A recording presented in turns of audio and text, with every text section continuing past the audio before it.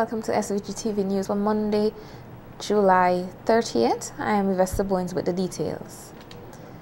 Today, Monday, July 30th, is observed globally as World Day Against Trafficking in Persons, designated by the United Nations in 2013. This day is meant to raise awareness of the situation of victims of human trafficking and for the promotion and protection of their rights. As they continue to push the agenda of this nation's government in the fight against human trafficking, the Anti-Trafficking in Persons unit within the Royal SVG Police Force held an exhibition in observance of the day as well as to sensitize the general public on the issue. Nikita Tony tells us more in this report. To the trafficking of children and young people. That's the theme under which the 2018 World Day Against Trafficking in Persons was being observed today, Monday, July 30th. Locally, the Anti-Trafficking in Persons Unit, ATPU, within the Royal St. Vincent and the Grenadines Police Force, put on a packed program of activities in observance of the day, one of which was an exhibition under the Singer Gallery. Head of the Anti-Trafficking in Persons Unit, Inspector Junior Simmons, told SVGTV News that the exhibition aims to get the public more aware and engaged in the fight against human trafficking. Human trafficking is the second most lucrative criminal network there is, second only to drug trafficking. According to estimates, human traffickers make upwards between 9 to 32 billion US dollars annually in profits, profiting, from exploiting human beings. To combat human trafficking effectively, there must be a collaborative approach, a partnership between critical stakeholders. So that has been our mantra. We have focused very heavily on preventative strategies in terms of preventing human trafficking from ever taking root in our country. We are really doing our best, playing our part in the global community. Same as in the Grenadines, we're a very small nation, but we are very effective on the world stage. Simmons highlighted how his unit has been working towards addressing the issue in SVG. Human traffickers, investigate cases of human trafficking. We are supposed to also train law enforcement officers and other public officers, NGOs, faith-based organizations on issues related to human trafficking. We are also supposed to conduct sensitization and awareness raising campaigns throughout St. Vincent and the Grenadines.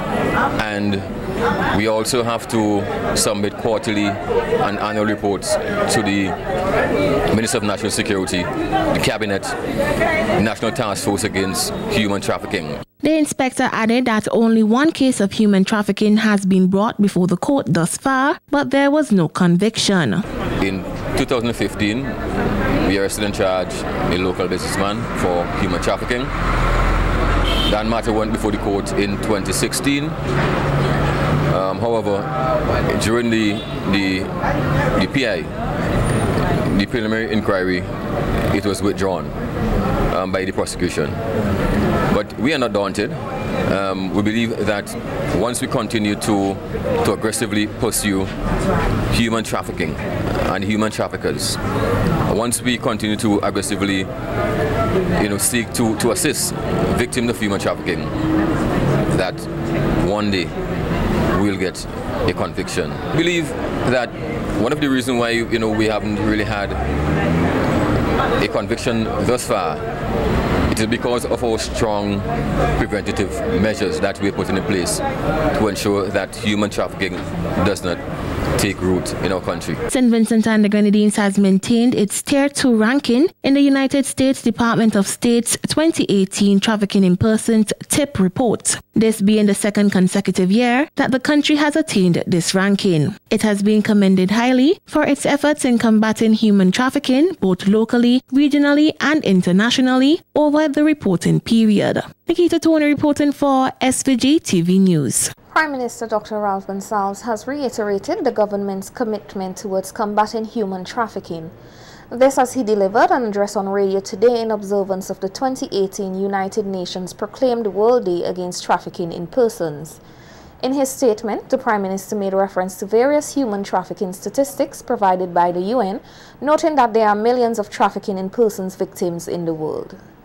30 seconds, somebody becomes a victim of human trafficking somewhere in the world.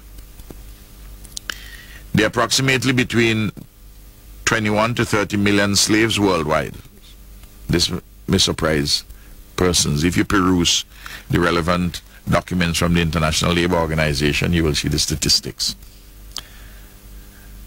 Out of this 21 to 30 million slaves, 1/3 are children. And in the aggregate, women and children account for over 70% of the traffic victims. Between 600,000 and 1 million persons are trafficked globally on an annual basis, according to an estimate by the United States of America State Department. And over 1 million plus children, according to UNICEF, are trafficked globally on an annual basis. The Prime Minister, who is also the chairman of the National Task Force Against Human Trafficking, said that SVG remains a global partner in the fight to combat and eliminate human trafficking. He added that since 2010, his administration has implemented several policies aimed at tackling the issue. Grenadines subscribes fully to target 8.7 of the United Nations Sustainable Development Goals. And this particular target aims to end human trafficking. We have enacted the Prevention of Trafficking in Persons Act, number 27 of 2011. And this model law criminalizes human trafficking. We have created international frameworks like the National Task Force, institutional framework, like the National Task Force Against Human Trafficking, of which I am chair, and the Interministerial Working Group Against Human Trafficking. Operation of a national action plan to combat human trafficking. This plan was recently revised and it runs up to 2020. We have established the Anti-Trafficking in Persons Unit, a specialized unit in the Royal St. Vincent Grenadines Police Force, to continuous training in human trafficking related issues to all critical stakeholders. The signing of a memorandum of understanding between 9 stakeholders to combat human trafficking. Mass sensitization and awareness raising campaigns to alert the general public about human trafficking. 8. The investigation and prosecution of would-be human traffickers. 9. Providing protection, assistance and care to potential victims of human trafficking.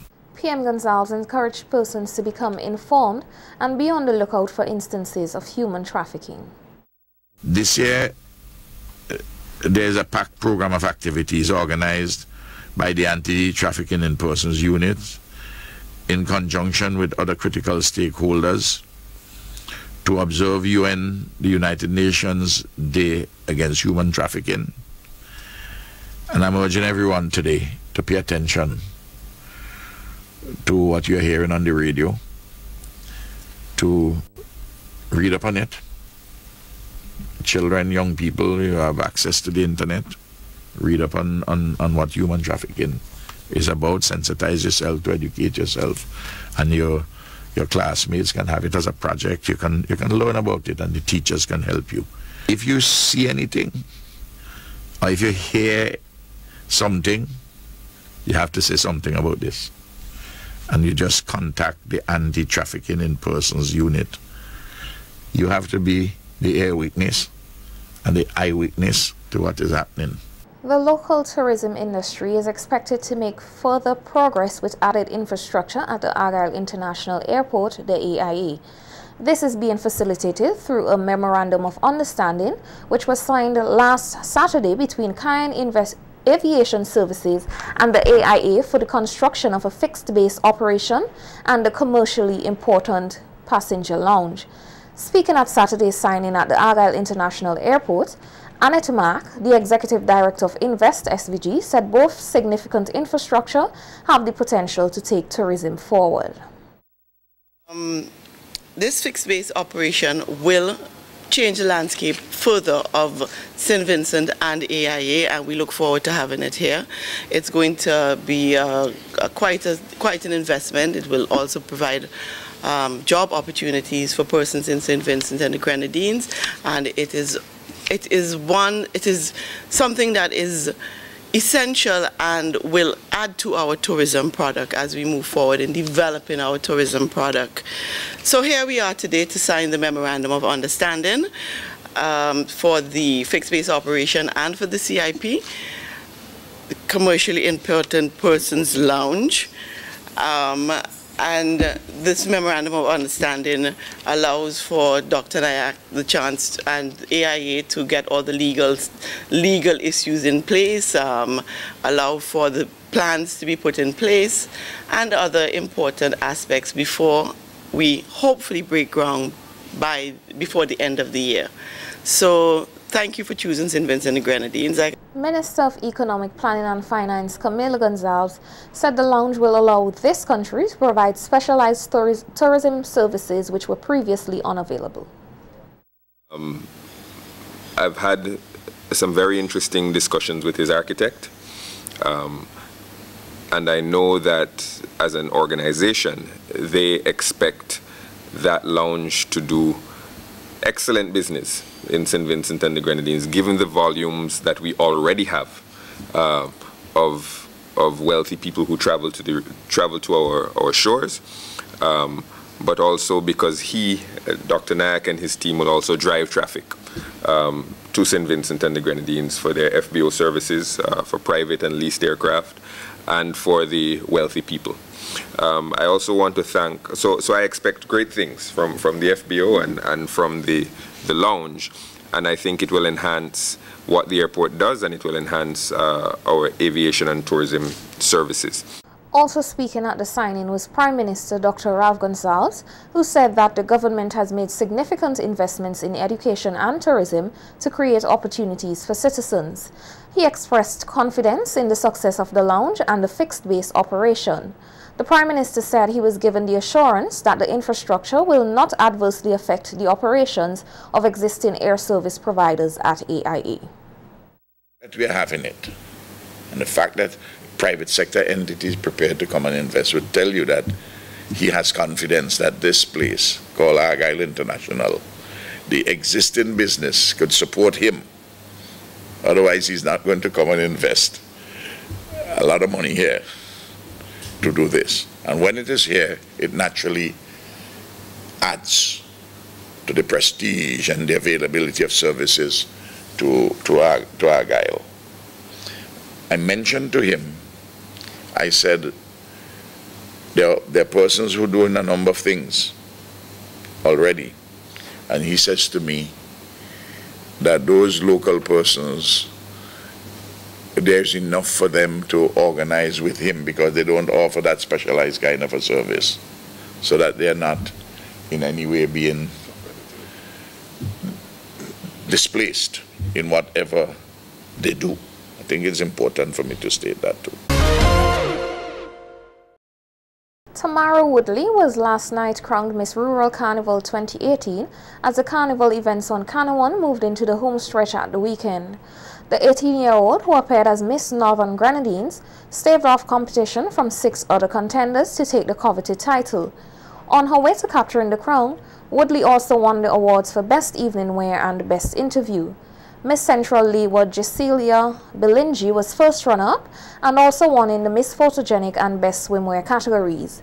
Miss Windward Sabrina Bino placed third and won Best Talent. In the reintroduced soca competition phase, Faze was crowned Soca Monarch with Yugi placing second and Casper G taking the third spot. Coordinator of the Rural Carnival events, Eswert Ezzy Roberts, said this year's pageant, which has been organized for the past 20 years by Club Nuevo, was of a high quality and had strong public support.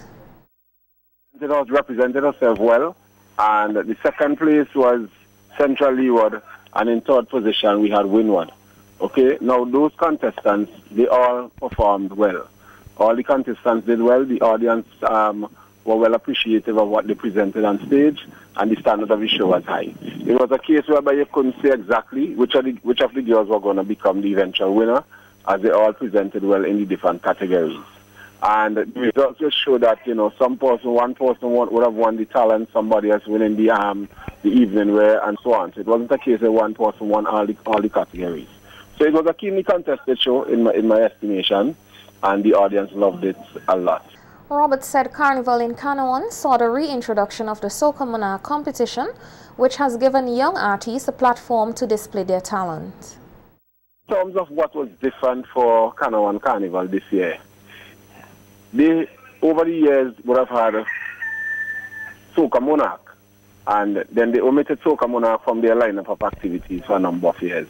But this year, Soca Monarch was reintroduced, and a number of youngsters from Canouan and also other artists from the mainland, more of the newer artists, took part in the Soca Monarch competition, which was held last weekend.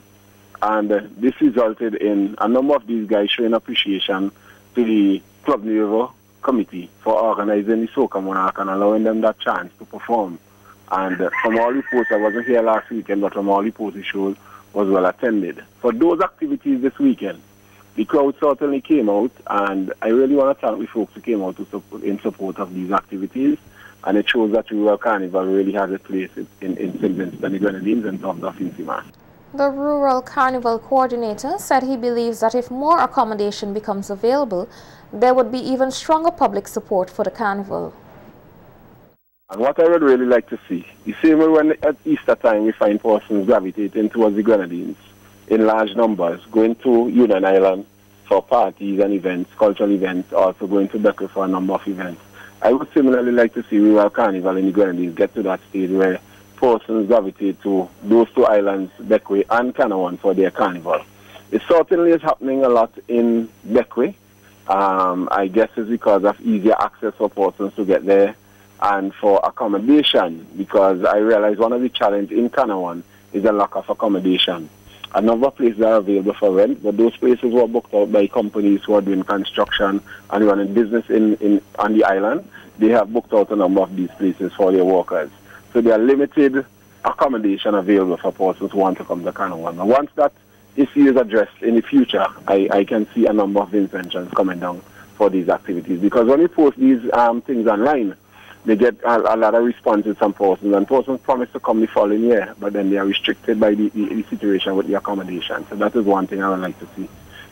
Once it's addressed, that would help in terms of the numbers of persons coming down for the activity. The carnival festivities continue with a colour fete at the Canouan Hard Court and concludes with early morning juve and street jump up on Wednesday afternoon. Youth attending the STEM summer program were able to gain a greater understanding of the impacts of poor waste disposal practices on the natural environment during a cleanup of the Connery Beach last Thursday.